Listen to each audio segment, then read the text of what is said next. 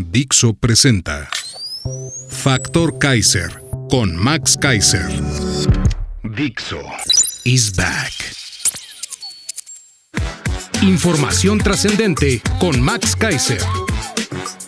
Factor de cambio. Factor Kaiser.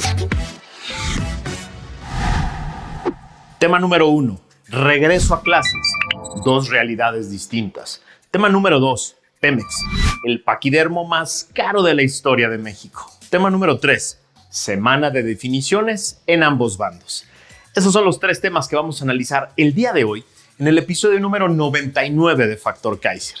Yo soy Max Kaiser y te agradezco que estés conmigo en este inicio de una semana que va a definir el rumbo del país. Sí, va a haber cosas en esta semana que van a marcar el rumbo del país y las semanas siguientes. Más nos vale que participemos, que estemos muy bien enterados, que nos metamos en las grandes discusiones, porque es la única manera en la que decidamos nosotros y no otros, no otras personas.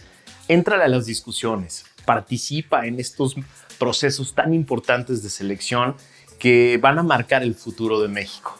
Acompáñame en este episodio y ayúdame a compartirlo por todos lados, porque de eso se trata, de convertirnos todos en factor de cambio, para que este país retome el camino de la democracia. Vamos a ver los 3 temas de hoy. Tema número 1. Regreso a clases. Dos realidades distintas.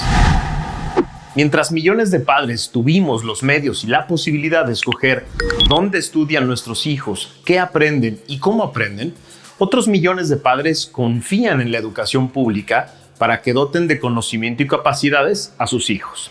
No se trata, en este episodio, de echar porras a la educación impartida por instituciones privadas, como si toda y siempre fuera mejor la educación pública.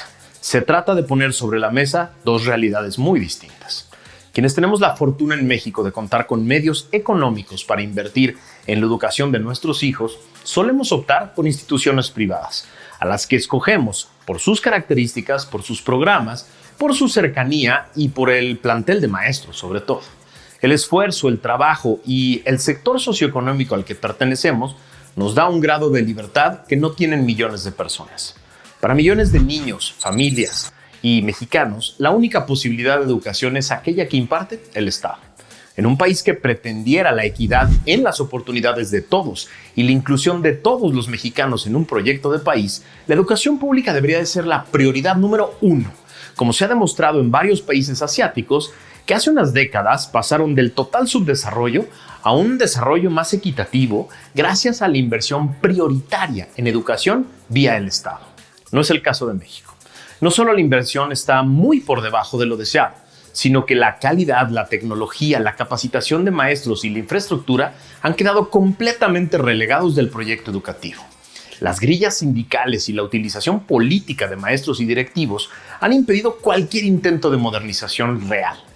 Pero con el obradorato llegó una nueva amenaza: el adoctrinamiento de niños y maestros a través de libros de texto llenos de errores, carencias y manipulaciones ideológicas. No lo digo yo, lo dice un grupo de expertos de verdad en educación que resumen este drama en 6 puntos. Punto número 1. Matemáticas pocas y mal. En toda la primaria dejó de existir el libro de matemáticas. Ya no hay materia de matemáticas. La Academia de Ciencias, la Sociedad Matemática Mexicana, matemáticos de la UNAM, del POLI, de universidades privadas y de otros países rechazan abiertamente la forma tan pobre y limitada como se pretende impartir tan importante materia. Punto 2. Hacen a niños dudar de la ciencia. La CEP afirma que la ciencia es igual de verdadera, que equivale, pues, a las creencias de los mayores.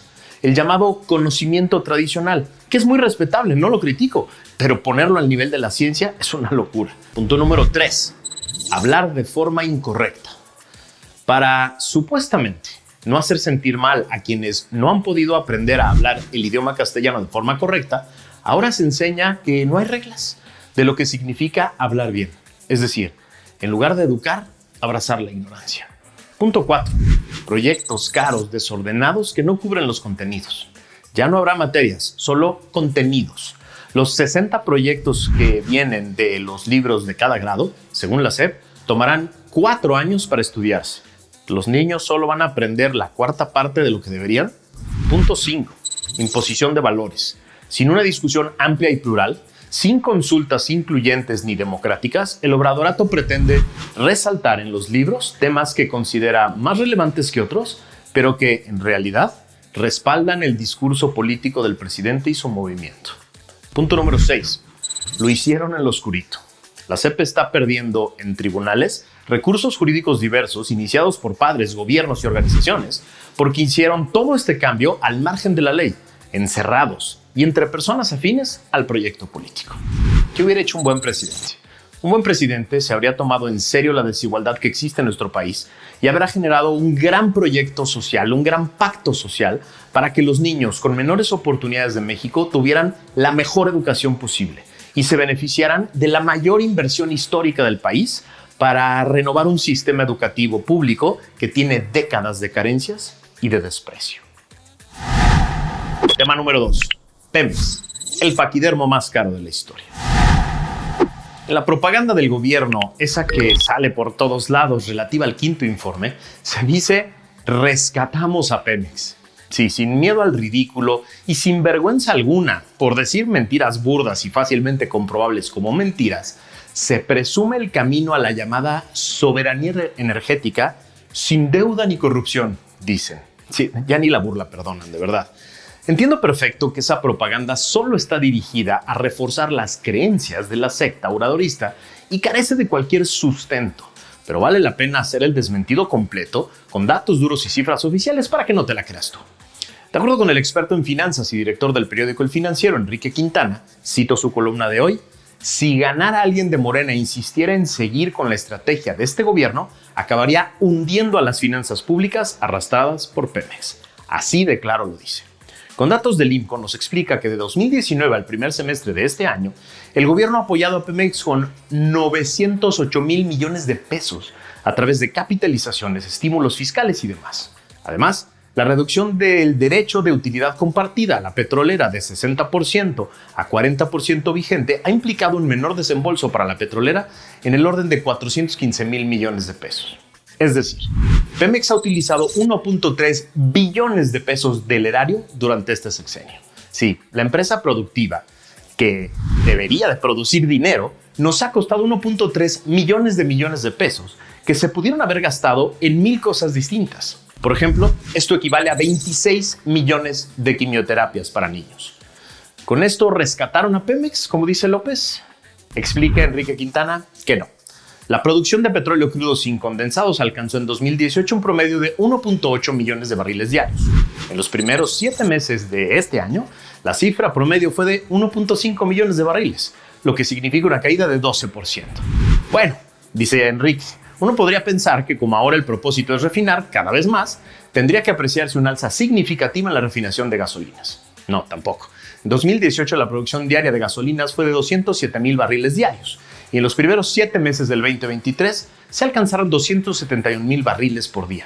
La gran estrategia nos ha dado un alza de apenas 64 mil barriles adicionales procesados. Las importaciones de gasolina, que suman 374 mil barriles por día, siguen siendo 38% superiores a la producción interna. Bueno, dice Enrique, pero quizá a lo que haya que ponerle énfasis es a los resultados financieros de la empresa. No. En el primer semestre de este año, Pemex obtuvo utilidades consolidadas de 82 mil millones de pesos, lo que parecería una gran noticia. El problema es que en los primeros 4 años de esta administración, las pérdidas acumuladas ascienden a 1.028 mil millones de pesos. La visión de la mayoría de los expertos en el mundo es que el modelo operativo de Pemex es perdedor, no funciona. Es decir, no es un asunto de que maduren algunas inversiones o den frutos algunos programas, no. El problema es que el deterioro financiero y operativo va a agravarse conforme pase el tiempo, lo que exigiría más y más aportaciones del gobierno. La deuda financiera de Pemex, a pesar de que ya no ha habido tanto crecimiento en los últimos años, está en 110 mil millones de dólares, la empresa petrolera más endeudada del mundo.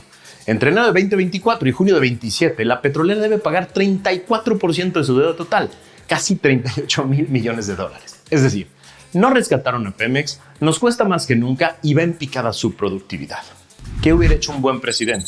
Dejar de soñar con el país petrolizado que él conoció en el PRI de Tabasco de los 70s, en el que militó, y no apostar 1.3 billones de pesos de los mexicanos a su supervivencia y dejar de mentir a la luz del fracaso, corregir cuando ya se vio que ese no es el camino para invertir nuestro dinero. Tema 3. Semana de definiciones en ambos bandos. Estamos en el inicio de una semana crucial para el bando morenista y para el Frente Amplio. En los próximos días, ambos bandos definirán a su candidata a la presidencia. Los métodos no pueden ser más diferentes entre ambos. Del lado del bando morenista, todos sabemos, hace años, quién va a definir esa candidatura. Ni el más iluso de los obradoristas se creyó el cuento de que este proceso interno y las campañas multimillonarias cambiarían la decisión del presidente del movimiento, es decir, el señor Andrés López. Nadie cree que en esas campañas estuviera algo en contienda, algo en juego. Más allá que quizá la posibilidad de que López viera a sus corcholatas en acción para confirmar su decisión ya tomada. Como hemos dicho aquí, lo vimos claramente renunciar a la presidencia para asumir de cuerpo y alma la coordinación de la campaña de Claudia. No solo dejando que se desvíen miles de millones de pesos para su campaña, además de toda la cargada del gobierno en términos de personas y programas, sino que también lo vimos atacando todos los días a la senadora Gálvez, que aspira a encabezar el Frente Amplio. En el otro bando, vimos un proceso inédito y hasta histórico, que no perfecto ni carente de controversias, cuestionamientos y cosas que se pueden mejorar. Pero sí, 3 partidos acordaron reglas claras, métodos y autoridades para crear una forma incluyente y participativa para escoger a quién encabezará esa alternativa política. El diseño fue muy complicado y cuestionado. El acuerdo fue muy difícil de alcanzar. El método y la plataforma tuvieron algunas fallas y cuestionamientos, pero al final está dando resultados. Hace unos meses, muchos opinaban que las dirigencias partidistas se impondrían y no solo bloquearían las posibilidades de unos, sino que el método estaba diseñado para imponer a sus favoritos. Eso se decía hace apenas unos meses. Hace 2 meses, nadie, ni el más iluso, podría haber pronosticado a las 2 finalistas que hoy van a competir por el liderazgo del frente. Hace 2 meses, Xóchitl Gálvez iba por la jefatura de la CDMX y muchos me aseguraban dentro del PAN que no le iban a dejar ni competir por ese cargo. Hoy parece imparable. En unos días será la ciudadanía quien decida en encuestas y votaciones directas que hacen absurdo cualquier discurso de imposición. Con ambas definiciones se abre además también la temporada de guerra de encuestas. En ambos bandos se utilizarán las encuestas como instrumento de propaganda. Tratarán de manipularte con predicciones absurdas de lo que va a pasar con base en lo que se dice hoy. Mi recomendación: lee mucho, observa mucho, analiza y crea tu propio criterio, pero sobre todo participa. No le dejes a otros la decisión. No le dejes a otras personas tomar decisiones por ti. Éntrale tú, infórmate tú, lee mucho, lee de muchos lados diferentes para que vayas generando tu propio criterio, para que te conviertas en un factor de cambio. México necesita de ti. México necesita que estés enterado. Necesita que estés en las discusiones. Necesita que vayas a participar en estos procesos. Tenemos años exigiéndole a los partidos que abran las puertas. Tenemos años exigiéndole a los partidos que nos dejen participar.